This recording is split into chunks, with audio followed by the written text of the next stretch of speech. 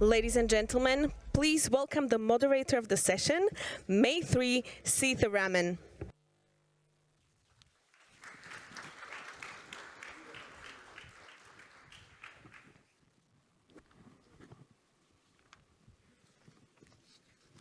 It's a long and very, very unglamorous walk from that back room. But I'm so glad to see all of you here this afternoon.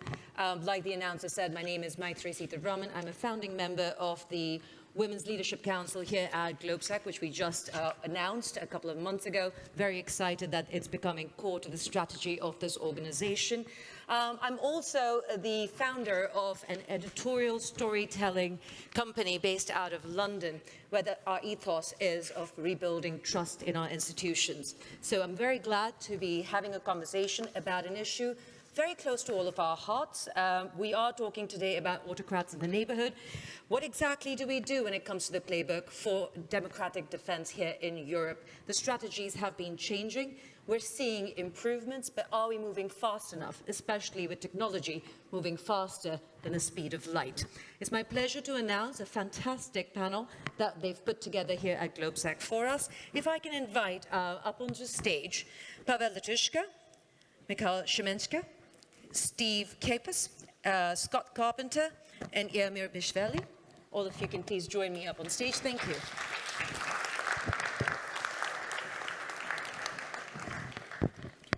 I think my mic has given up on me, but let me kick off this conversation while I request the team inside to get me a hand mic. Pavel, can you run us through your experiences of how you've actually seen the development of the issues over the past couple of years in Belarus? Did you see the problem coming? And do you think you were too complacent before it became a storm? First of all, thank you for that opportunity to speak at such prestigious forum, GLOBSEC in Prague. Answering your question, I first of all want to mention that the most important problem it is to have a strategy. And as Belarusian politician, I speak openly and frankly. I don't think anyone in the West today can openly, clearly articulate to me what are the most effective strategies to counter autocratic leaders in Belarus and Russia. We have no strategy. I advocate for strategy of pressure, a strategy aimed of dismantling Lukashenko's autocratic regime. As a former minister and ambassador, I assert that the previous strategy of democratic countries towards Lukashenko was one of constant repetition, with attempts to cosmetically liberalize the regime. This strategy has failed, and is failed once again, if we will not change it. Today, the Lukashenko regime has transformed into a totalitarian dictatorship internally and has extended beyond Belarus, committing international crimes. The hijacking of civilian planes, we remember our Ryanair, immigration war against the European Union, Poland, Lithuania, Latvia, sending spies and saboteurs into neighboring European countries, in Czech also, taking foreign citizens hostage and using them as leverage, for example, against Germany, the last case with Mr. Krieger, who was sentenced for death penalty by Lukashenko's regime, and committing acts of aggression. We must also not forget the issue of nuclear weapons in Belarus. It is possible to agree with the dictator in Belarus, who is the antipode of democracy, so that he would go for gradual democratization? My answer is clear: no. He will not. Democratization for him is self-destruction. Long-term pressure on the Lukashenko regime has never been applied before. That is why I am appealing for our partners to realize long-term pressure, to provide accountability against Lukashenko, to motivate Belarusians. We need to force the dictator to meet the demands of Belarusian society from 2020, the release of all political prisoners and democratic elections. But may I ask you, did you see how bad this would become when he was on the rise, when you were having conversations with him that could have been construed as civil? When it will be? If No, you can... in the past, did you see how bad the situation would become? In 2020, of course, we were all in the streets, we were motivated, we want changes, we struggle for changes, we are sure that we will win in 2020, but in that time we expect more support from our democratic partners, and not lack of support, not enough support was in that crucial moment for us. If I can turn to you, Michal, you've had immediate experience in the last couple of months of going through an election process, which was messy. It was, even last week, I'd say, it's getting interesting, the way the opposition is being dealt with in Slovakia. So if you could give us a perspective of where you see Slovakia's position, is it as bad as people expect it to be in the next couple of months? Or are we looking at a situation where it is just a messy government, we don't have to worry, we don't have to think too much? What's your personal perspective? Thank you so much, and it's a great honor to be here, to be at GLOBSEC, though in Prague, not in Bratislava, but all the better for Prague. And it's, of course, a great honor to be sitting next to Pavel, but I should remark that what we have in Slovakia is still a long way off from the challenges that the Belarusian opposition is facing, and that needs to be said. What we have in Slovakia is a government which, despite all the nasty rhetoric and despite all the populism and despite real extremism in parts of the cabinet, has lost the European elections, for instance. We have the party of the Prime Minister, Mr. Fico, who hasn't won the European election. My party, Progressive Slovakia, has won that. We have a governing majority which is one of the slimmest ever in Slovakia's history, only 4 MPs. So for me as an opposition leader, it's still getting the votes and winning elections and being able to form a government and a coalition at the next elections is still the main game in town. It's nowhere near what Belarus is experiencing. And from my sense and my perspective is that, and here I'm quite optimistic when it comes to Slovakia, because the government, and Mr. Fico in particular, has by now shown that it has absolutely nothing, no vision, however weird it may be, or no plan for the country. It only seeks revenge. It only seeks its own immunity, meaning the government and its representatives, immunity from future prosecution for corruption. It doesn't really have a plan, which it would be implementing, step by step. And it is, as you said, it's very messy, and the coalition is bickering all the time. For months, they haven't been able to agree on who's going to be the chairman of the National Council. So my sense is that over time, people are going to see through that. And even today, the ruling government has only, 40 or 50% of the country. The rest is on the other side. So it's a very polarized and very, very split body politic. And over time, as people, and I think they're starting seeing it, that as they start to see that this government is basically only after its own revenge and is self-serving and has done nothing for the citizens. I'm absolutely certain that with a good election strategy, with good opposition politics, it can be turned around at the next elections. So you're not worried about any autocratic tendencies within the country? I mean, what you see, of course, are centralizing tendencies, attempts to weaken the rule of law, take over the judiciary, and of course the prosecution and the police. That's there, as well as the takeover of the public broadcaster. And one needs to fight that, and my party has organized public demonstrations. We do all that needs to be done in that situation to contain the centralizing tendencies and instincts of the government. But I don't think they're My sense is that they're not competent or strong enough. My sense is that there's a very strong opposition, not just among political parties, but also in civil society, and that the country split is nowhere near as in Hungary, where Fidesz was dominating the political scene until recently with 40+% in opinion polls. I mean, here the ruling party of the prime minister is at 23. The main opposition party, my party, is at 21.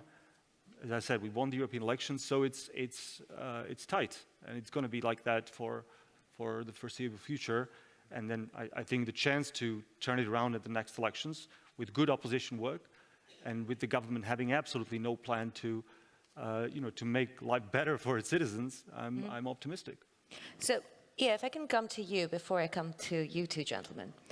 We have an opposition leader who has felt the absolute pain of having to operate in a very difficult situation. A more positive opposition leader who thinks this can be turned around if we win the people back. Georgia. Tell us the story of Georgia, because no one knows these stories like you do. Run us through what we can expect. Thank you very much. Thank you for the invitation to the organizers. It's an honor to be sharing a stage with you here. I'm not of the Georgian opposition, I have to say that, but I do come from Georgia. And I'm very sorry to say this, but Georgia is basically facing a perfect storm, if we can call it this way. And there are a few elements to this storm. One is the government's actions itself. And the government, in the lead up to the October 26th elections of this year, government is doing everything to ensure that it has the majority in the parliament. On top of that, the government is basically governed or controlled by a single individual who's a Russian oligarch, made his money in Russia. He since said that he divested from Russia, but we all know how that would be possible in the case of a Russian oligarch. So he's out of fear towards the Kremlin, or out of fear towards Putin. He's doing everything to prevent Georgia's Western forward movement, basically. So everything is, if we imagine what drives processes in Georgia, everything is basically driven by that.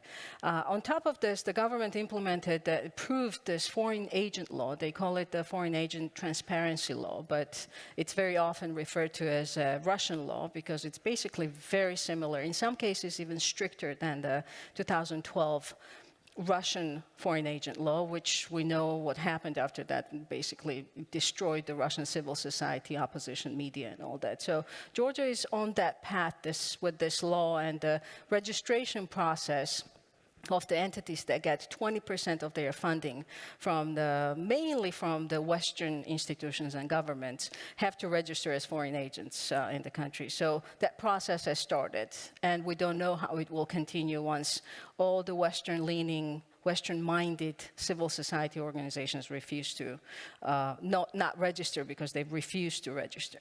So I think Georgia is a very good case of some of the shifts that we're talking about. In Belarus case, it's far, far advanced, very difficult to come out of that. In Slovakia's case, it's getting there. Georgia is somewhere in the middle on that path.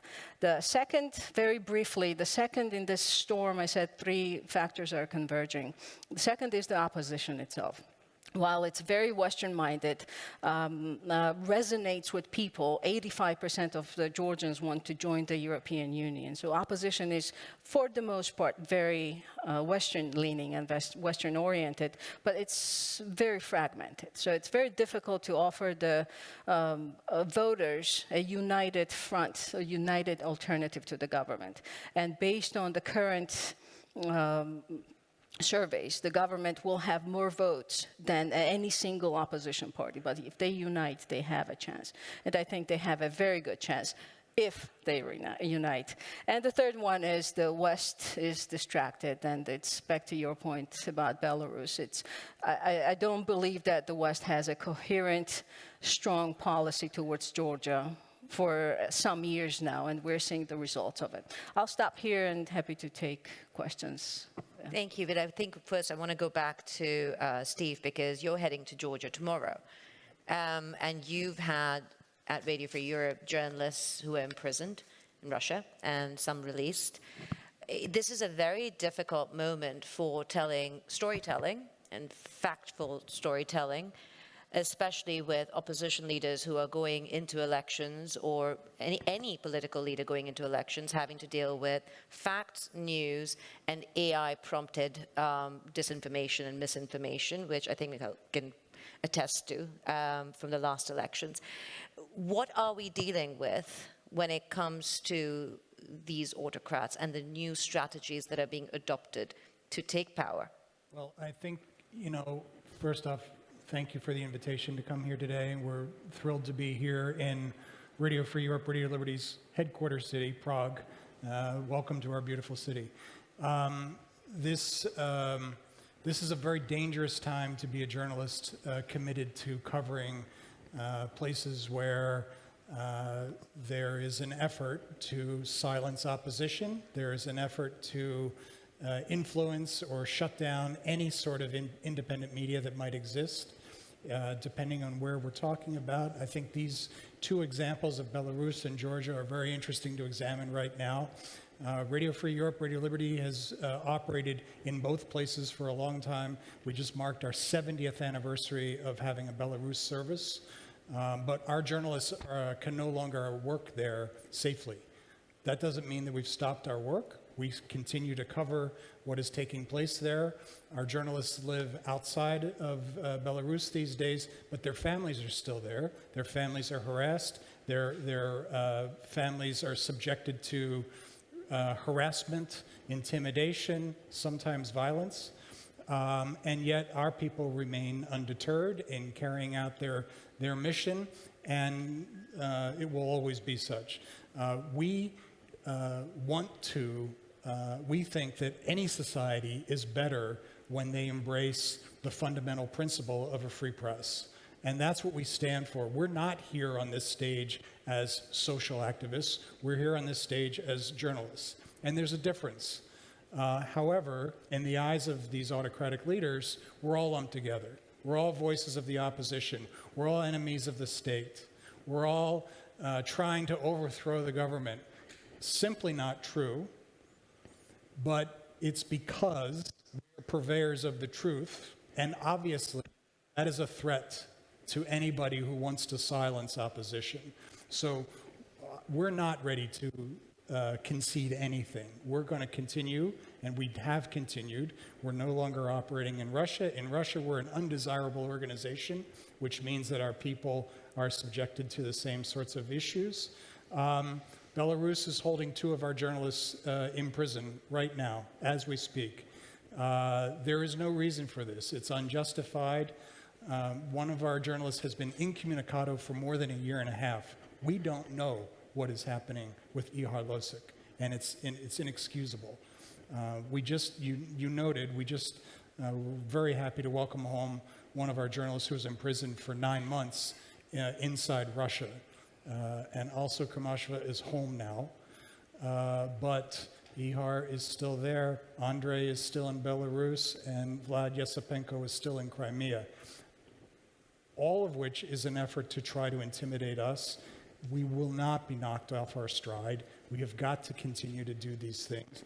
And in Georgia, I'll just add one footnote, which is I think these efforts to silence the opposition, when you see 100,000 people on the streets of Tbilisi, when you see all of that, the will of the people on full display, that is going to be very difficult to silence. That's not to say, and I think that there could be a complacency.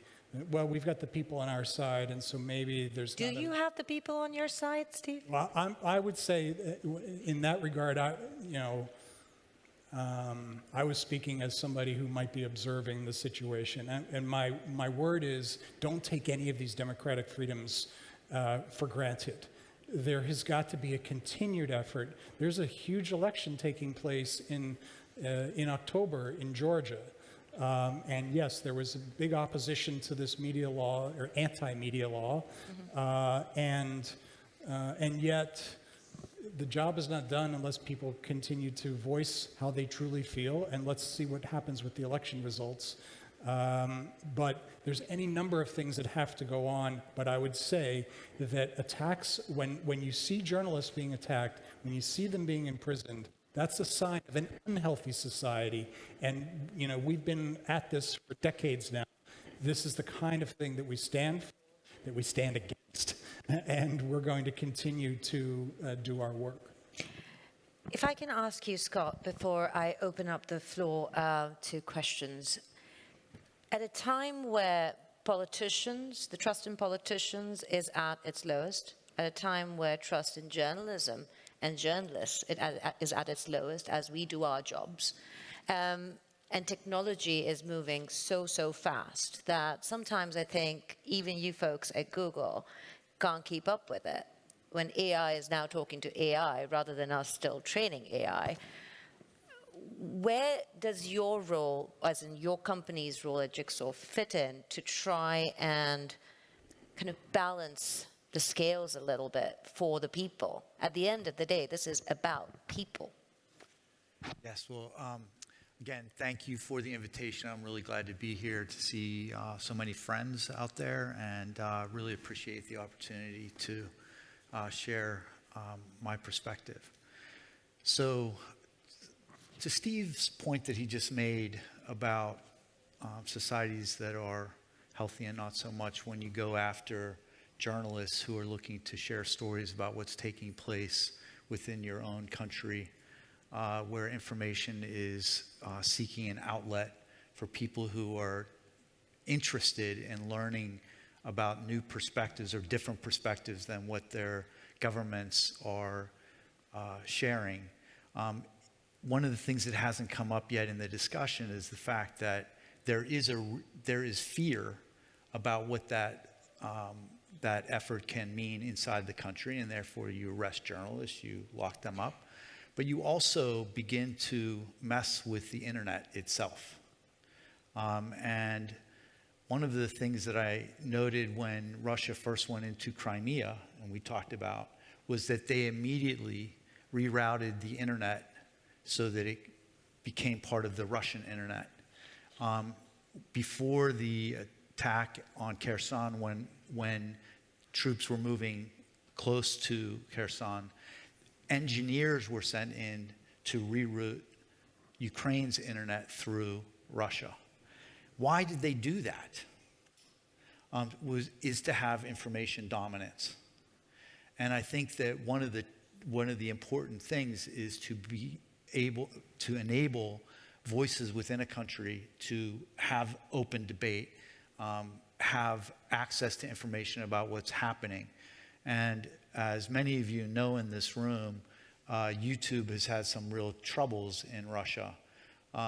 You know, with the sanctions that were applied, Google's no longer making any money in Russia, but there are millions of people who are still using YouTube in the country, which has meant that the government has been tempted at times to try to disrupt, throttle, to impact it in other ways, which is deeply problematic for all of us. So I know I'm not answering your question right now directly, and I'm happy to do that, but one of the challenges we face is that there is this idea that the autocrats control the information that their people receive. And just thinking about RFE and its mission in the world, it's to try to break through those information silos. And I think technology has become a very important component of that, perhaps the component. I was over there earlier today, and we were talking about shortwave in Afghanistan, but most countries are not listening to shortwave anymore. They are on the internet, and they need the internet to access information and make decisions based upon it. So there are technical things that we at Google can do, but we also need this group to make the case as to why it's really important that a company like Google be doing. Does this group really, Scott, need to make a case? I think the case has been made in Belarus, it's been made in Slovakia, it's been made in Ukraine, it's been made in Afghanistan, it's been made, I mean, I can start listing the countries where we've had this issue. Google's just one of the many, many tech companies that is well aware of the problem. What can be done by you guys, because it's not like, you know, there's some crazy people sitting in Silicon Valley who don't care about the world. You guys care about the world. Yeah. What is being done? So one thing that we've been working on at Jigsaw is an open source technology called Outline. It's a VPN that allows people to create their own VPNs to be able to access information. And we are partnering with a large number of organizations. For those who are thinking about Russia right now, Medusa being one of them, where our technology is directly integrated into their content application in a way that allows people who have the app or access the app aren't subject to any internet interference within Russia, for example. YouTube as an entity isn't running through VPNs and relies on people inside the country to have VPNs. So we're doing what we can to evangelize this technology with partners, through partners, including RFE, so that their content applications can be accessible anywhere in the world that even has strong internet throttling or active blocking. So that's one of the areas that we're, as a team, are highly focused on, is maintaining the ability for the open internet to continue to function as an open internet and not be fragmented as it's becoming around the world. I think we could keep going on about how much more we need to do in terms of journalism and also in terms of tech, but I want to come back to some of the questions that we've been receiving. And if I could maybe put this to Pavel, you, and to anyone else who'd like to pop in. A question comes in from an unnamed person on Slido. Do you see any dangers in the European autocratic leaders joining forces and supporting each other's rhetoric and policies? I think that would directly impact your ability in exile, wouldn't it? The main danger for us is Lukashenko's regime. I don't think this way that we can see any dangers in among European leaders. Of course, for us it's very important to have a united position of European countries to support democratic changes in Belarus. We had examples when, for example, some countries were against of providing sanctions against Lukashenko's regime, not want to harmonize sanctions, like as a very important and effective instrument of pressure on Lukashenko regime. The question of accountability is also the problem, because we need, maybe we can have autocratic regimes in Europe, but I'm asking, who are leaders in Europe? Is still leaders Germany? Is still leader France? Is still some other countries want to be leaders? Who from them want to send a strong message for Lukashenko, to send his case to ICC, because he committed so many crimes. So many people were killed, so many people under the torture, so many people arrested, detained, as our colleagues said, journalists in Belarus. He submitted so many crimes. He also committed so many crimes. He committed act of aggression against Ukraine, hijacking of plane, as I said. And we are waiting. What we are waiting more? Nuclear weapons in Belarus, and he will use nuclear weapons against European countries. So it's not a question about the problem of autocratic leaders in Europe. It's a problem about leaders in Europe, if we have such leaders to support democratic intentions of Belarusian nation. Steve? Well, the question is about autocratic leaders joining forces. Well, one thing that is absolutely undeniable is there is a playbook of sorts that seems to be being passed around from one place to the next. We see Lukashenko doing things, and suddenly, a few months later, you see it showing up in similar ways. We see foreign agent laws being passed around. We see very similar tactics being used to declare us, foreign agents or enemies of the state, enemies of the people. And it really is all about trying to criminalize the act of journalism. And so we stand by our people. We support them. We try to keep them safe in any way that we can. But there is undeniably movement in that direction. And it's a dangerous time. Yeah, you wanted to pop in? Just to echo what has been said about authoritarian-leaning leaders learning from each other, we have that in Slovakia as well. You see, in our parliament, there's a far-right party which is part of the government, which basically copy-pastes Viktor Orban's legislation and puts it to parliament. You also see it in the rhetoric vis-à-vis Russia's aggression toward Ukraine. Whatever Viktor Orban says about peace and is repeated almost verbatim by Mr. Fico. So the kind of ideological tropes and phrases are also used. It's not just legislation, but it's also rhetoric and the way you construct a narrative, and that's clear. What's good, or at least I believe so, it's not in Slovakia at least, it's not as powerful as the original. So all the rhetoric about Soros, all the rhetoric about NGOs, which has been invented by Orban or used, it's not as powerful when it's just unimaginatively copied to our own context in Slovakia. I mean, the government also uses it, but it doesn't have that kind of resonance. And one final thing on dangers that these leaders will join forces.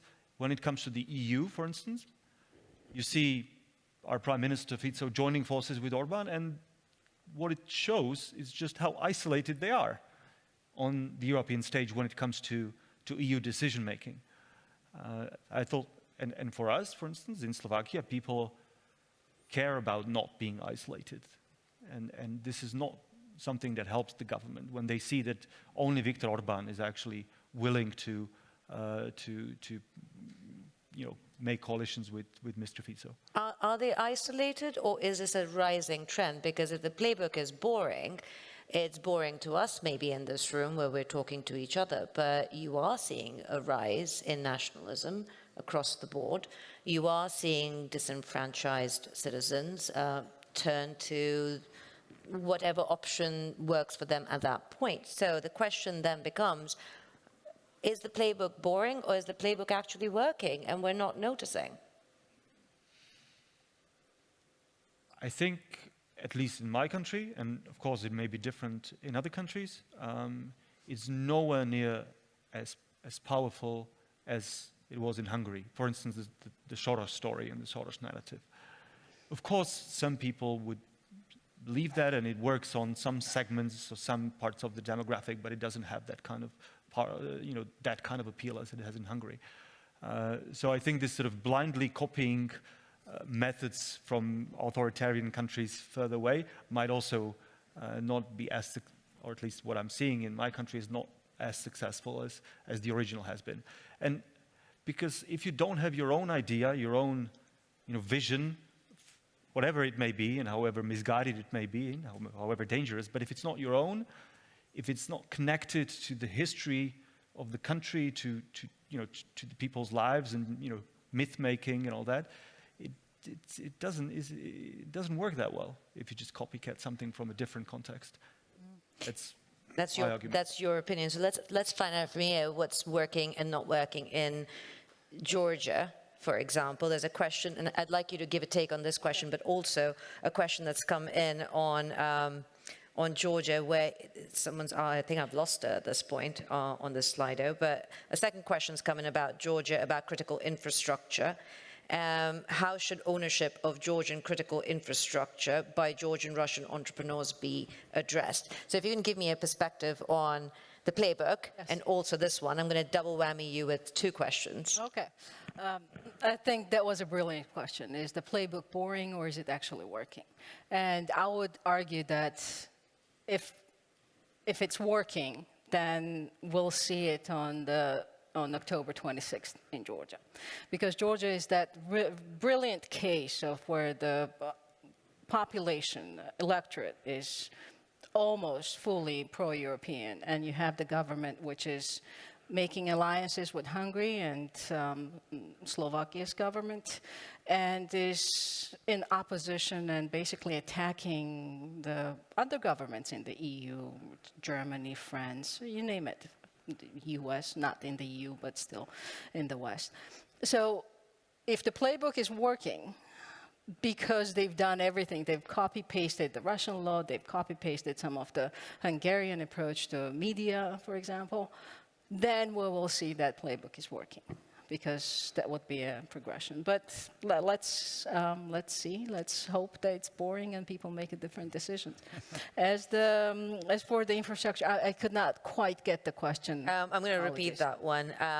How should ownership of Georgian critical infrastructure, power grids, drinking water, in Tbilisi, gas stations, by Georgian Russian entrepreneurs be addressed? I'm not 100% sure where and what that is angled for, but I'm assuming, since you're the expert on Georgia... Not on the infrastructure. No. There you go.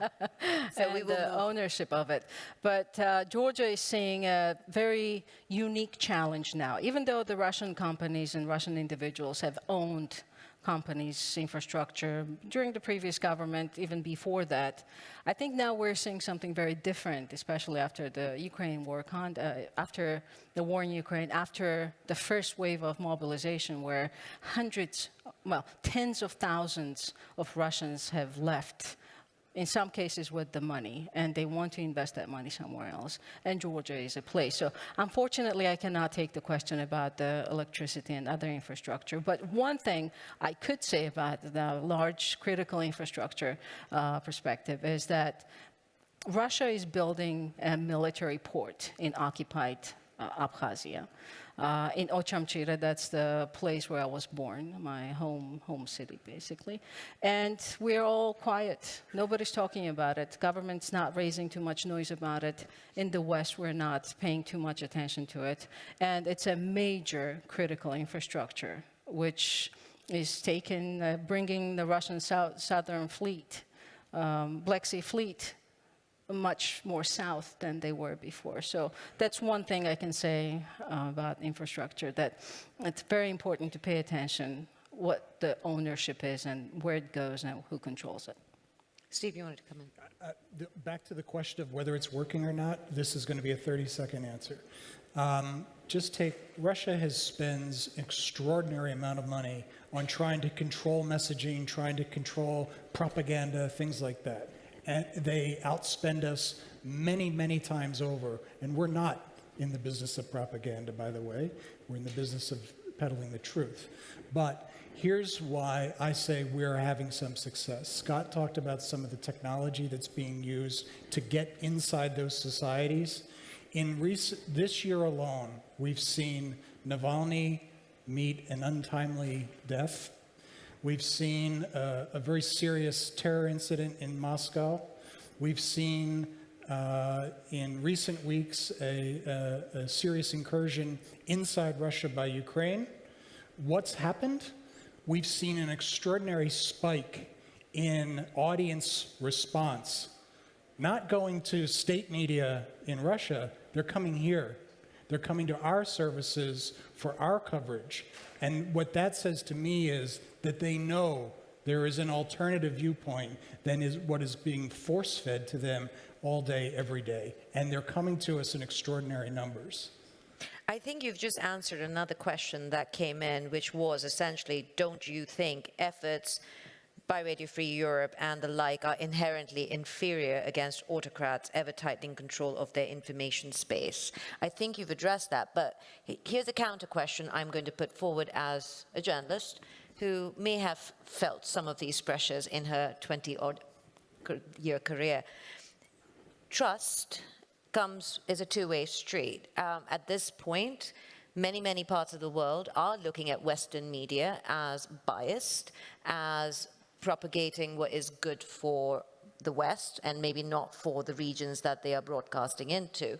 How important, when we say we need to know the ownership, how important is it for us to be crystal clear about who is backing us, where our funding is coming from, when we are talking about journalism being about facts?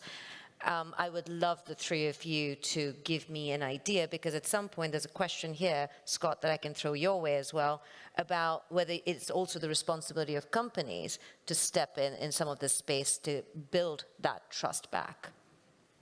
Can I start with you, Steve, and then we'll go?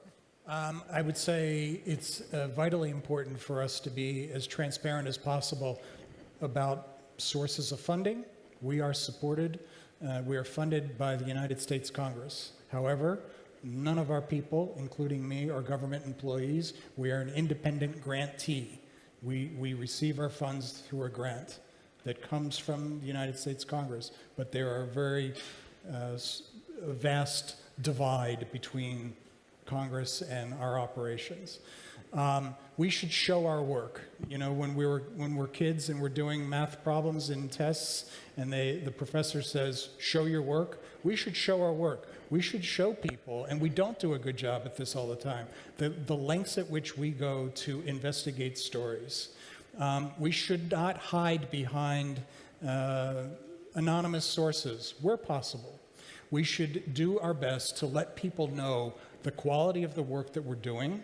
We should show our work. When we've taken the time to interview 70 people for a story, say that. Let the people know what has gone into the story. But also, we have a responsibility not to play games with the news. Don't take shortcuts. There are multidimensional aspects to stories.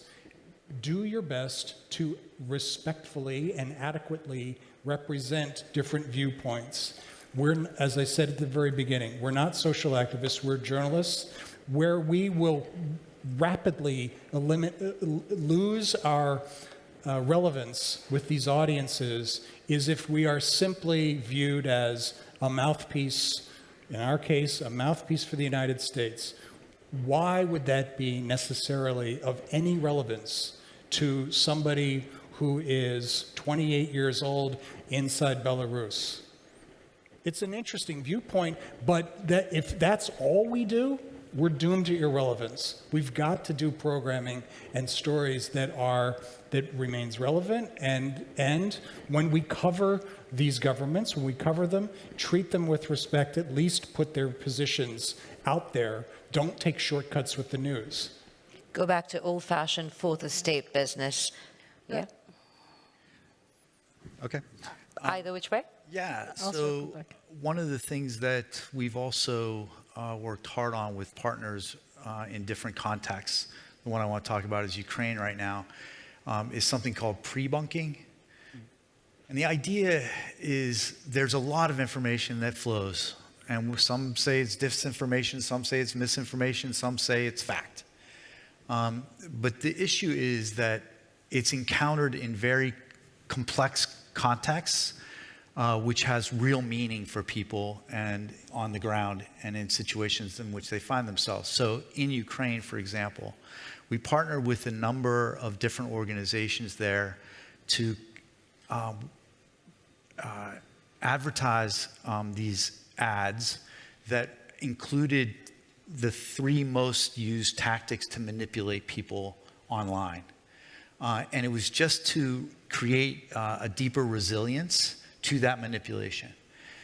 And working with those partners and advertising it within Ukraine, we reached 79% of the population, which is extraordinary, between the ages of 18 and 55.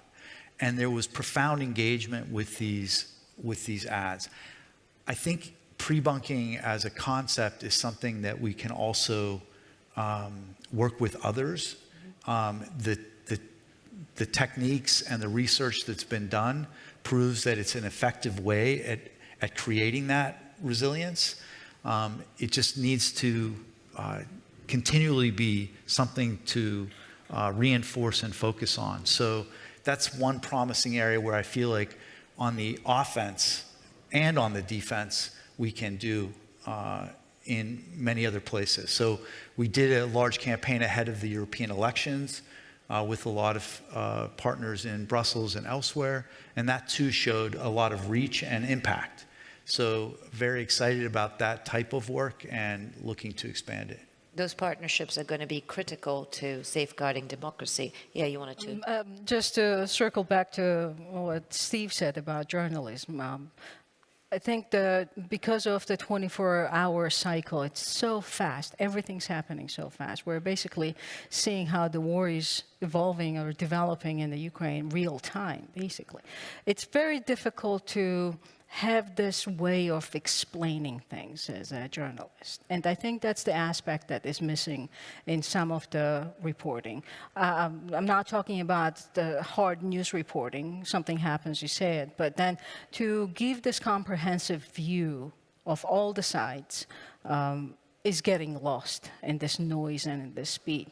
And one image that I always have in mind when I talk about journalism and how to be fact-based, fair, and really honest about reporting is a picture of an apple from the front side, which is delicious, it's lush and colorful and all that. And then the back side of the apple has a bite mark on it, and you can see the worms, and you can see that it's going bad. So it's still the same apple. But if you only see one side of it and don't tell people that, well, one side is good, but the other one is rotting, then you're not really fair and just in your reporting. So it's a difficult goal to accomplish because you do need the clicks, you do need the speed and stay on top of the news cycle. But I think it would be great to sort of get back into the explaining mode. It's also an interesting new dynamic that seems to be developing in terms of partnerships. I'm hearing this across the board in different forums. So we've got about 4 minutes left, so I'd like to start wrapping up. Pavel, you made a very crucial point about who is a leader in Europe, if we're talking about leaders in Eastern Europe versus Germany and France. If you can give us your closing comment on the 3 things that we should be looking for when we're worried about autocrats rising. What were the 3 things that you noticed that put your red flags up in Belarus? Today, many politicians in the world think that, first of all, it's necessary to change the situation in Russia.